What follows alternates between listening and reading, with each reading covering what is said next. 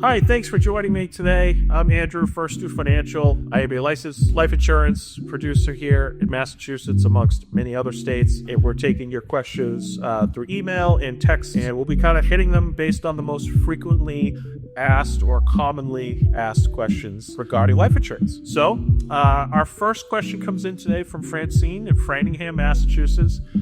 She writes in, Andrew, how much life insurance should I have? This is probably the number one question that not just myself, I'm sure any of my other licensed insurance professionals field all the time. There are two ways to address this question. One is a formal sort of financial worksheet where you would sit down with a licensed professional and they would sort of look at all of your expenses. Typically, life insurance is designed to send an immediate estate or an immediate large sum of money, commonly on a tax-free basis, to a named beneficiary. That's typically a loved one. In most cases, it's a spouse. Sometimes it's children. For people that don't have spouses or children, a lot of people will leave death benefits to charities, particularly those folks that might have meaningful charitable organizations such as the ASPCA or the YMCA or some other charitable foundation that's near and dear to their heart. So if you passed away,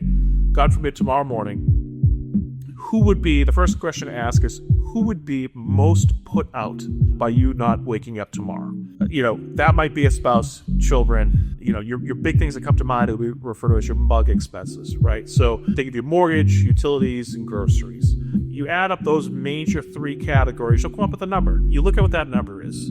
So that's your essentials. That's like the bottom dollar number that we're looking at. What are your mug expenses? Or how many years do you want to satisfy that for your loved one? Typically, on the conservative end, we say 5 years. The unexpected loss of a loved one, it can take a long time to grief, between disruption of schedules and dynamics of a household. It takes about 5 years on average for people to kind of land back on their feet. Are people going to be totally exactly the way they were, had you still been living? Absolutely not. But they learn to adjust, and that adjustment period has been shown through numerous studies that 5 years is sort of that magic number. Let's take your mug expenses and let's just say, you're at, say, $5,000 a month, in 12 months, that's $60,000, and we're talking, okay, how do we replace $60,000 a year in income that dies with you when you pass away?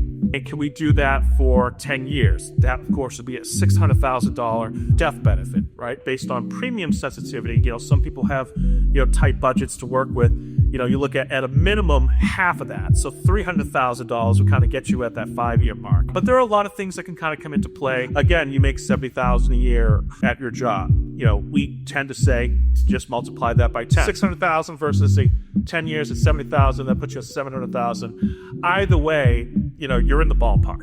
So, again, thank you, Francine, for that question. Again, probably the number one question that we see, as agents. Mark from Norwood writes in, how much does life insurance actually cost? Well, my first initial reaction to that is probably a lot less than you think. Probably going to be driven by a number of factors. One, what type of insurance you're looking at. Then it's driven by your age, and then basically your health condition. So your age is your age. You can't change your age. And then you're also going to be being evaluated, I should say, based on your health. If you're in relatively good health and you might take a medication or two, such as for high blood pressure, you can get term policies for $500,000 for, easily under $50 a month. So it really is a lot more affordable than you think. And that tends to surprise a lot of clients initially. Lastly, we have Cecil. We have Cecil in Falmouth who writes in, what is the difference between a primary beneficiary and a contingent beneficiary? Another great question that we get. Basically, long and short, a primary beneficiary is somebody who's first in line to receive your death benefit. If the primary beneficiary is no longer living, or if they moved outside of the United States and cannot receive that death benefit, then your contingent beneficiary is like the next second string, if you will, if you're thinking quarterbacks. They step up and they come in to receive that.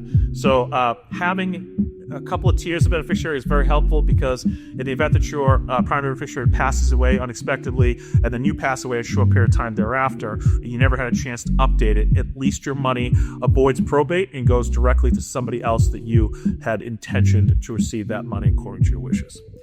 So that kind of wraps us up for our session on some of the most burning questions, the top 3 burning questions that have come in. If you have any specific questions you'd like us to answer, please reach out to us, connect us on socials.